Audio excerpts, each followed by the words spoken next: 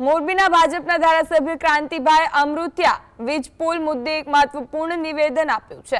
તેમણે કહ્યું કે વીજ થાંભલા તાર માટે ખેડૂતોને 70 લાખ રૂપિયા મળવાના છે। ક્રાંતિ અમૃતિયા ભૂતકાળને યાદ કરતા જણાવ્યું કે મેં કોંગ્રેસનું પણ શાસન જોયું છે અને ભાજપનું પણ શાસન જોયું છે। તેમણે ખાતરી આપી કે સરકાર ખેડૂતોના હિતમાં દરેક બાબતે હંમેશા પોઝિટિવ અને સકારાત્મક અભિગમ ધરાવે છે।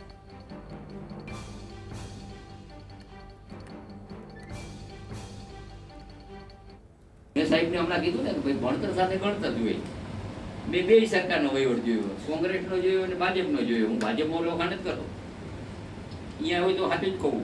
થાંભલામાં તમને હજી 90 લાખ છે, આટલું દેખા પછી 80 લાખ રૂપિયા થાંભલાને આપવાના। બોલો કેટલા હમણાં ખોયલા, કેટલા 70 લાખ રૂપિયા વાઇટના થાંભલો તાર જમીન તો અમે લઈ નથી જવાના।